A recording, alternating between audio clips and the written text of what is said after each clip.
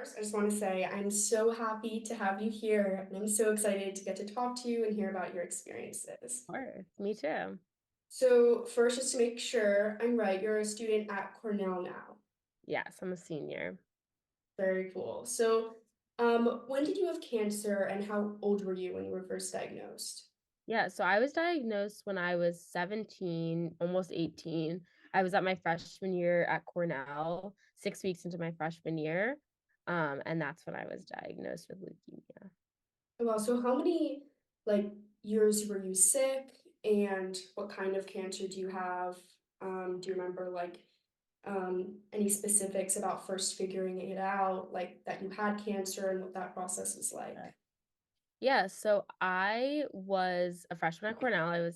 I started 6 weeks in. I wasn't really feeling great. I felt like I had the flu, but I guess everybody's kind of sick your freshman year of college because you're all living, it's a new environment, you're staying up late. So I was really fatigued and I just kind of thought that it was that new college lifestyle. And then, my friends were getting better. I just kept getting worse. So I went home for fall break or Columbus Day weekend around. And my mom noticed I was really pale and wasn't acting like myself. I didn't have energy. So she took me to get a blood test. I also had noticed that I started to develop a small lump on my neck. So she took me to urgent care. They did the blood test for mono, and that's when they found out that I my blood counts were really wacky. So they sent me to the emergency room, and that's where I was diagnosed with leukemia. Oh, wow, yeah. I mean, I was much younger when I was first diagnosed. I was in Yeah. kindergarten, so a lot younger. But I Six. How old remember are you? Yeah, I remember what I first noticed actually was I had a lot of weird pain in my back and I was having trouble walking and everyone was weirded out about it. I remember I was misdiagnosed a lot before finally I was treated at Memorial Sloan Kettering in New York City. Okay. So Me yeah, too. what hospital were you treated at? I was treated at Memorial Sloan Oh my Kettering. God, I did not know that. Yeah, Wow. What? that's okay. Who was your doctor? Doctor, there were a team of five. There was Dr. Forlenza, he's newer. Dr. Steinhertz, I'm sure was there Yeah, when you were there. yes. Steinhertz, Forlenza. I always call them by their first name, so it's hard for me to remember what the names were. Ramaswamy, Dr. Ramaswamy, Dr. Shukla. I don't know which ones do you remember who your doctors were? I mean, really, the only person I know there was Dr. Boulard who didn't treat me, but he was actually, I don't know if you ever knew him. He was just a doctor I got really close to when I was sick. But then You have Dr. Lauren. Hmm? Lauren, the NP Lauren. Yes, He yes. was my main provider. Yeah, I loved her. I would look at American Girl dolls with her sometimes during my That's appointments. it. Very Yes, funny. she was my main gal. I still will call her. Oh, that's so Yeah. sweet. Yeah. Yeah. Okay, so adding on to that, honestly, do you keep in touch with any of the other doctors or patients like her from when you were sick? Yeah. So in terms of doctors, I mean, I still go every year for blood Yeah. work, but if I have any questions, I always email Lauren and she'll check in. When I graduate from Cornell, they're send me photos of your graduation. They're always trying to check in and follow up and always very responsive.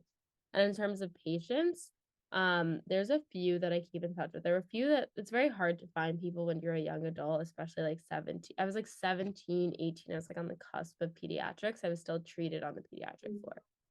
So everybody there was six or seven, 6, 7, 8 below. So it was kind of hard to form connections, but there were a few people who were around my age, and those are the people I did.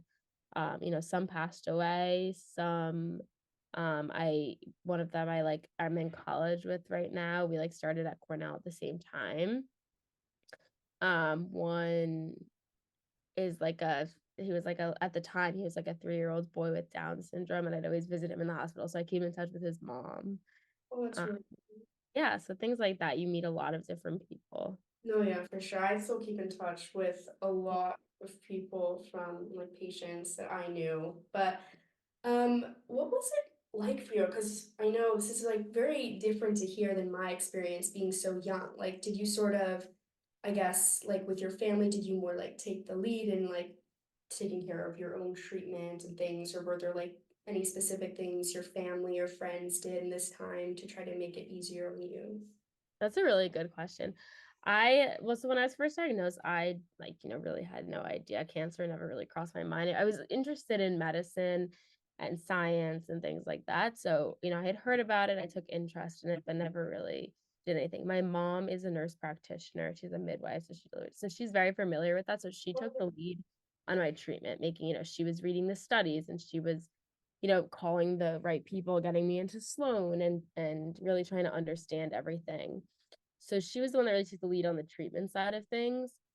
I think I took the lead on the side of like the mental game and like how I approached everything. I took it.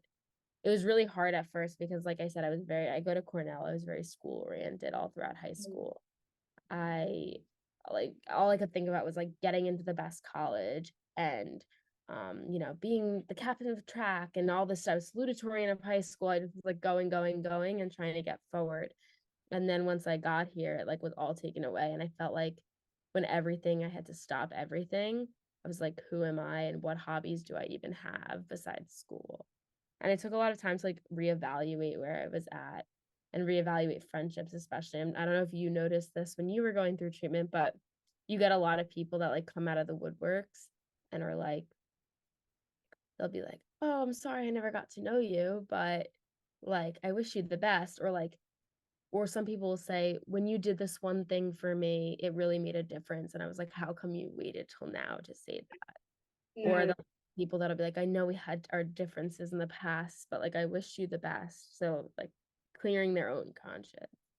So in total, just that whole idea of like who is there for you, who's not, taking your own sort of mindset, figuring out like what am I gonna do now? What hobbies and things am I gonna learn? I like bought myself a ukulele to try to learn that. And I tried catching up on shows that I never watched when I was like stupid shows like The Office that I never watched when I was younger and things like that. I don't know if that answered your question. no, yeah, I remember I mean, much younger, but I became very into Sophia the First when I Really? was a kid. Yeah, I watched it all the time. And I did a lot of drawing, which was really nice at MSK. They had like an art show. I don't know if you ever heard about this. It was meant Yeah. for like adult patients to show their art, but they let me have some of my art there, and it was That's really so nice. cute. Yeah, I really like that. But yeah, I think that's really interesting to hear because it's very different for me. Like I was so young, I probably didn't really realize some of what was going on, maybe with like parents at my school, in my family. It's Did sort you of ever different. talk to your parents about that? No, yeah, actually, there were like, they obviously, like, when I was younger, sort of tried to keep me away from it and like showed me from really how scared they were during the situation. But like, now when we look back at it, they just sort of share how, like, oh, it was hard, like, trying to keep me up with school. And I think my school, like, teachers tried their best, but there's really only so much they can do and everything with, like, keeping Yeah. up to date when I'm out of the classroom. Which, Yeah. how is that like for you with college? Did you just have to like take a full leave? Yeah. I just took a complete break from college, which was really weird for me because I was like, I'm gonna keep going. Like, because I like when they first told me I had leukemia, I was like, okay, great. Like that's terrible. But like I have a bus to catch back to school in a few days. So like how are we gonna work that out? And they're like, you're not going back for like 2.5 years. So it was Mm, hard to like tell all the people that I had just met and like made new connections with that like, sorry, I'm not coming back. I'll see you when you're a junior. So like trying to reconcile that, especially when that's all I had worked towards yeah. for the past 17 years of my life. And it was really frustrating to like take that step back, but I knew that I couldn't do it while undergoing treatment to the best of my ability. So I just took 2 years off and God just stayed home, got treatment at Sloan. Um, and then I came back in 2020. So I ended up missing a lot of the pandemic when all Oh, my friends' college experiences ended up being during the pandemic. So I was really fortunate in that way. yeah, that's interesting. And I feel like when I came back, I was able to appreciate the experience a lot more. I noticed that when I started the first time, I like fell back into a lot of the same tendencies where I'm like, school, gotta get into med school, like, not Mm, really like taking a step back and enjoying each thing. And I think now the second time around, I've had like the opportunity to take things like that more. take time for things like that. No, yeah, wow, that's really interesting, and that's so inspiring how you were able to, like, come back and where you are Yeah. now. It's just really inspiring for me to hear. Um, Circling back, like, I don't know, when you were going through treatment and anything, did you have, like, something I know you talked about taking up the ukulele, like, I think this could be good for, like, maybe younger listeners to hear, like, if you had something you took with you to the hospital each day, like, was there a book series you liked, or was there, like, kind of food you found really helpful when you weren't feeling well, when you were going. Yeah, some tips and tricks. Well, some things that I got into, one thing was I was fortunate that I had, a lot of support from my family. So it was the first time that I really got the chance to like get to know my parents. I think when we're growing up, we're just kind of moving along and we want to just like get away from them. And so I never really took the time to like learn about them and where they came from and like their history and stuff. So I spent a lot of time, and same thing with my grandma came and took care of me. So I spent a lot of time with my grandma and talking to her about everything in her life and where, I just always knew her like, oh, I just would go to her house and never really like ask her about her. And Yeah. I learned a lot about that and spent a lot of time with my parents. I've gotten a lot closer with my parents. I've always been close, but even I mean now it's on a different level. No, So yeah. I also took a lot of interest in getting to like I just talked to everyone and anyone. Like the hospital clowns would come in, would like interrogate them, like, where'd you go to school? What got you into this? Why like what made you decide to? And like you learn some pretty cool things about people when you so Yeah. a lot of time was spent just talking to people and like getting to know where they were coming from. Another thing I was really in, this isn't for everybody, but being a science person, I was really interested in, I'd be getting a new chemotherapy. Well, what is this chemotherapy? What does it do to my cells? How does it impact, the cell division cycle? And I like to understand like what was happening as it was going into my body. I never Googled like prognosis and like I didn't go into Yeah. those rabbit holes. It was more just the science part of it. Like, what is this? And then in terms of more fun things that I would do, I got really into cooking and like learning to cook. So food was a big problem with like finding things that were appetizing. My food, my taste buds were changing. Yeah. And when I could, a lot of the time, I would just like the only thing I could really look forward to when I was in the hospital was my next meal and like what I was going to eat. That's the only thing I really had control over. Like, what did I want to order from the menu today? Yeah. So I became really interested in different foods and options and exploring. So first, I started watching a lot of cooking videos when I wasn't feeling too nauseous. And I like looked through a lot of like recipe books and things like that. And when I was feeling days I was feeling better, I would try baking and cooking and recipes, which has proven really helpful now that I'm living in an apartment, that I have that skill set. Oh, I yeah. also really into, like I said, the ukulele. I would write a lot. Um, and I got really into like serial killer documentaries for a while. Like I went through all of Oh, the, wow. I don't know, Ted Bundy, all of The Office. Um, I love Spanish. I learned Spanish for so many years, so I used to watch like Disney movies in Spanish. Oh, that's really interesting. And then I spent a lot of time sleeping. Yeah, no, I think the first thing you mentioned about getting to know your family is really interesting because when I was sick, actually, my grandparents on my dad's side, they came to live with us in New York City, and like I just always like before then and now again, like I really only see them a couple times a year because they live in California. But I agree, like obviously I was much younger, but I just got to spend so much time with them. And I think looking back on it, I mean, so young, I kind of took it for granted, but it was actually really nice to be able to spend so much time. Yeah. Yeah, really nice. And it definitely is an experience that most people don't get that, once you go off to college, it's like you kind of grow apart from your parents and you have time to get to, know them, but it's not the same as like when you're spending day in and day out and you're in such a vulnerable position that you um like need their help. Yeah.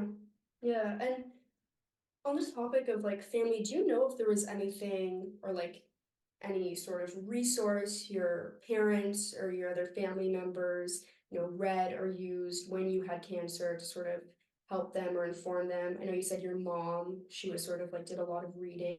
Was there any like particular thing she did?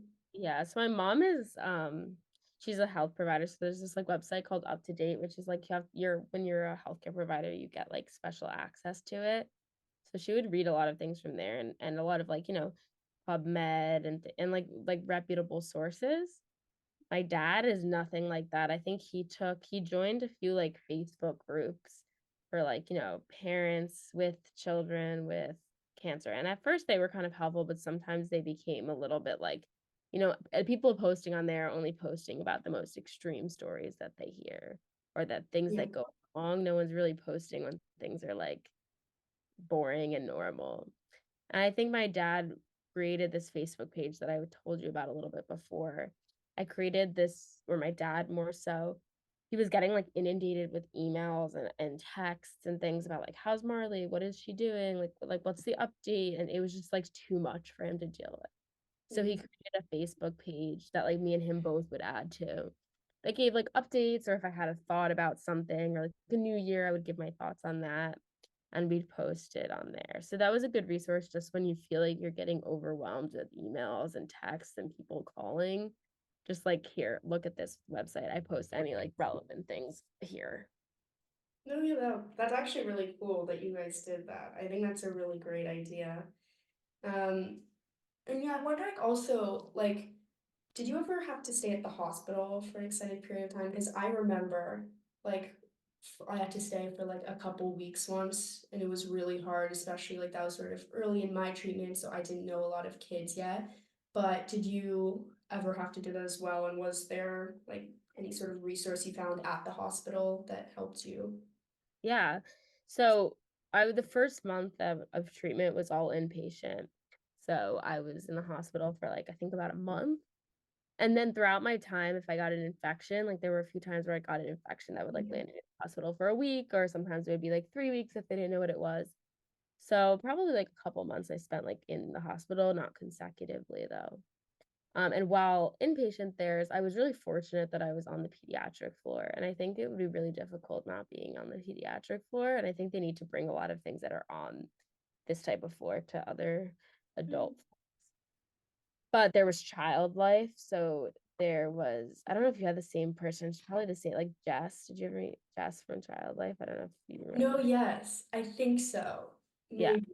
So she was like, she'd come in and like chat with me. I mean, it wasn't like a lot of the child life stuff was they bring you like coloring books and like arts and crafts, which I was, not really that into. But again, like I questioned and talked to everybody. So she would just come in and we would just like chat. So that was like one resource. They also had at Sloan the teen center. So when you weren't hooked up to anything, you could go to the 14th floor, like the top floor, and they had like it was for like young adults, so like 14 to 30, Mhm. maybe older. And they had like snacks and games and TVs and video games. That's like a newer project. The Oh, Who, I don't know if you know the band The Who. I They do. I saw them actually. they donated um like money for this teen Oh, I life. didn't know that. Yeah, so they had that. That was really fun. I'd go up there and do like when I used to watch The Bachelor. I got really into like trash. Yeah. So I used to watch The Bachelor and Bachelorette. So I'd watch like the finale there when I was um and then I also found a lot of help with the psychologist there. So in the beginning, I was very much I've always had anxiety my whole life. I've been on medication like generalized anxiety. And when I got cancer, I think I was just like, I don't want to talk to anybody. I just need to get through this. I'm not dealing with this. Like the therapist would come in and try to like talk us get out. I don't want to talk to you. And then as time went by and I kind of processed what was happening, and especially once I finished treatment, I started going to like the therapist at the hospital. I still do. Um, just to process everything that happened to me. And that was really helpful to talk it through with somebody who wasn't a family member directly involved in the situation. No, yeah, I actually that's interesting to hear because since I was so much younger, I think obviously I was much more just in contact with my family, and I actually did not know there was a teen center, but that is very cool. But yeah, I remember I can't remember the name of the woman who would do this. You probably didn't know about this because it was really just for younger kids, but there Yeah. was a little station where we'd like read books and we'd always play like card games there. Yeah, So I have a picture of me in there. I once went really. I once went there when I was inpatient because they were maybe they were like painting pumpkins or something, and I was like, why not? So it's me sitting in like I can show you the picture. I was like sitting in one of the like, chairs, like drawing, and like it was Oh my funny. God, All yeah, the kids.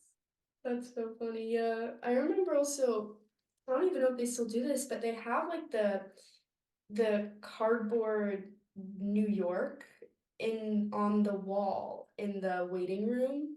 Like the Yes, yeah. I know exactly what you're talking about. yeah, so I actually like made some of that. They had me Really? like art, yeah. So they had me make some things. I remember I made like a So fruit cool. stand or something, some Wait, that's so building. cool. They still do have it. Yeah, that's super cool. Yeah, it's a really fun. I should actually look for my thing when I go. It's really Yeah. How often do you have to go now since it's been so long? Like every no, yeah, just like every year I go now.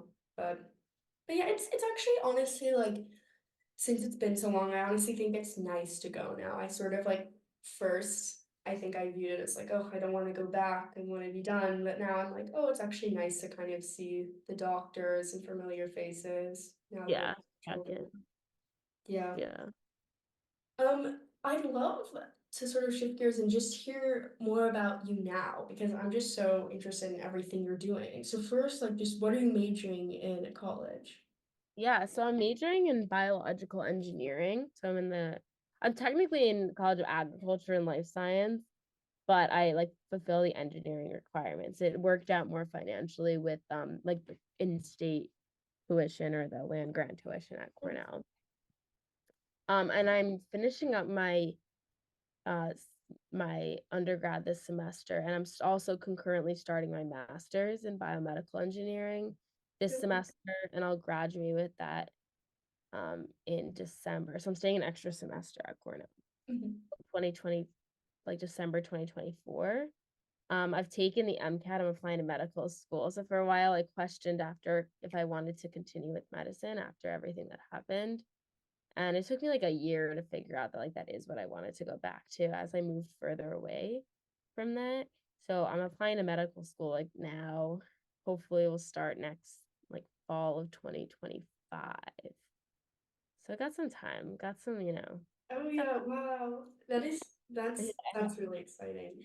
Yeah, yeah, I also want to go to medical school. I think honestly, like for me, since I was so young, it's probably very different. But now that I'm older, I'm in high school thinking about what I want to do with my life. I think actually having cancer has really inspired me, and I kind of like that experience made me want to pursue medicine and actually go into the field of oncology. But like you sort of mentioned this, like how do you think did having cancer kind of do the opposite for you for a little bit, or how do you think, yeah, I guess, it influenced where you are now? totally. So when I started at Cornell, I like always knew I was interested in science Mhm. and like medicine. And then I was like, okay, I'm pre-med. Like that's what everyone is when they start. Mhm.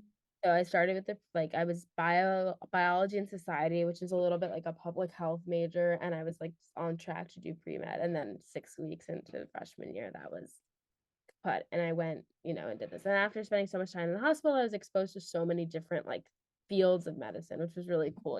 I didn't really know much about NPs or PAs and the importance of nurses and all the specialties that they have, and within medicine how much you can do. But, after I kind of finished treatment, I'd go in for my routine blood work and I would get so nauseous whenever I stepped foot in the hospital. So I was like an anticipatory nausea. So I was like, I Mhm. can't do this. Like, this is, as much as I would love to interact with people, like, this is just too much for me. This is how it's going to be. So that's initially what made me decide to do engineering because I was like, I'm really interested in understanding the why of things. I've been reading medical journals. I'm really interested in understanding this and going a step beyond just like understanding biological principles, but applying them to what I want. So that's why I was like, engineering. I also wanted to, I had this fear. You constantly are living in a fear of relapse. And so I wanted a major a specialty where like after college, if I couldn't go to grad school, God forbid, I could, get a job right out of college. And so that's why I did engineering. And as I was doing engineering, I started in cancer research lab. I study the impact of obesity on breast cancer and like how that affects tumor metastasis. And as I was doing that, I realized we would look at the names of the cell lines and they would just have the name, like, it would just be where it came from and like a de-identified number, like very like anonymous.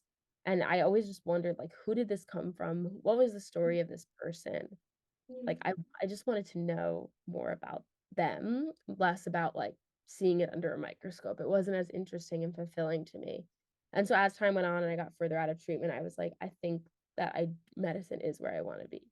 So I started volunteering at the local chemotherapy suites up in Ithaca, and, like, I wasn't getting nauseous when I would go. I'd look forward to going. It was something that I really enjoyed doing, and from that, that's what made me decide, like, this is what I wanna do, and I was already, doing bioengineering, so it wasn't hard to add on a few Yeah. more classes to that, and, doing that stuff made me feel so much more fulfilled and use that engineering background, but more in a I could see the impact of what I was doing, and it felt personal to me.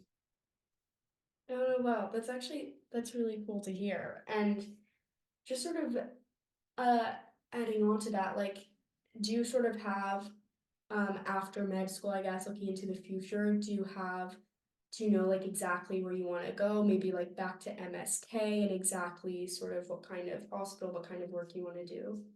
Yeah, it's hard to say, like, I don't know what I wanna be exactly in medicine. I definitely do not wanna be a pediatric oncologist. I think going back to pediatric oncology would just be way too triggering for me to Yeah. see all of that again every day. But I do feel, like, connected to the oncology world and wanna do something that's kind of tangentially related to that, but also, like, incorporates a lot of the biomedical engineering that I do. So, like, so far, I've kind of been interested in, like, radiation oncology, so I never received radiation, so for me, it's a little bit more distance, but I can sort of relate, but it also has that biological engineering component.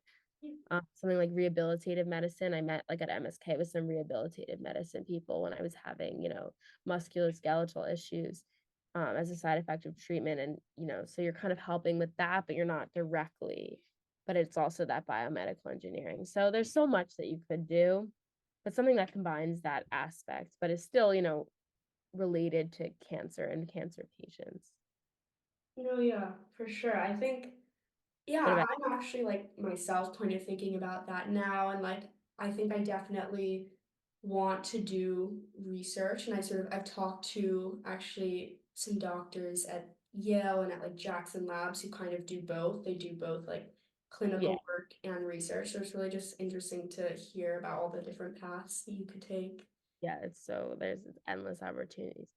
Do you And know what you wanna do? Do you know if because you're what year in high school? I'm a sophomore now. Okay, so you have time to Yeah, figure I it have out. some time. I think I most likely want to get my PhD and MD so I can do both clinical work and research. It's a lot of school though, so I probably need to think this through. It's a lot of stuff. It's also really competitive. I know, yeah, that's what I've been hearing, but I don't know. I'm obviously gonna think about it a lot, but I actually I want to go into pediatric oncology. I think, Right? yeah, probably because I was so much younger. I think it's like less hard for me now that I've grown up to go back and see that. But I think that's just sort of where I feel like I get the most impact to myself and see just I think I just love kids myself and Yeah. I feel like I'd love to help other kids like me and going through That's things that good. I do. I know, I always wish I could do that. I wish that that was something that I felt like I could go back and do, but it's not. No, but I'm sure you're gonna make such a big impact. You seem so smart. I'm honestly just I'm so inspired by your whole story. No, I can't believe, like, I'm taken aback that you're, like, a sophomore in high school. You're just so much more mature than your age, and you just, like, the fact that you've been taking time to make this podcast and do this type of stuff is just so impressive and meaningful and using your story to inspire others. Thank you. Thank you. Okay, so I think as a final note, I think something that could be really helpful for parents and patients listening, just like on a general basis, do you have like one or a couple just big pieces of advice you would give to kids and their families who are recently diagnosed with cancer and how they should go about doing this, what they're about to go through? Yeah, I think the first thing is, like, taking it one step at a time. I think that there's so much new information that that's gonna be thrown at you, and, kind of rolling with the punches because things are never gonna go according to plan. Like, they're gonna give you the protocol, and it's gonna go awry, and just kind of rolling with that and knowing that things are not gonna be a linear path. And then in terms of life, my, after, like I said, I was very goal-oriented my whole life, like, "This is the path I'm gonna do, this is how I'm gonna get there," and then everything went downhill after freshman year, and, life has taken so many turns for me, both good and bad. Um, but I always say, like, from now on, like, in life, you can only have a plan you can't have a plan, only a direction. So kind of live each day going towards a meaningful place that with your values, but, like, don't put so much emphasis on, like, this is the way I'm gonna get there because things are always gonna go astray. And like I said, roll with the punches and just focus on where you wanna go, but not, like, how like, exactly where you're gonna or how you're gonna get there. No, yeah, I think that's so true. I think honestly, like, I know my family was really taken aback when this first happened to me because it was just so shocking. I was so young. But I think looking back on it, like, honestly, I wouldn't really know, like, what I want to do with my life, the impact I want to leave on the world, like, if I hadn't gone through this experience. And I'm honestly just glad that I now, like, have the voice to help others. Totally. I feel the same way. That's why I love when you, like, reached out to me. I was like, "Absolutely, I wanna talk to you." It's very inspiring, and it's nice to talk to other people who, are young and going through it. You would think of cancer as like, "Yeah, that's not gonna happen to me," and you think of it as like, "Oh, that's for older people or somebody who smoked or somebody who did, like, things or had other pre-existing conditions or factors," but it's not always like that. No, yeah, I'm so happy I got to speak to you. And I'm just like everything you said, it moved me so much. And it's just so great to see someone else who's like pursuing your dreams after everything you went through.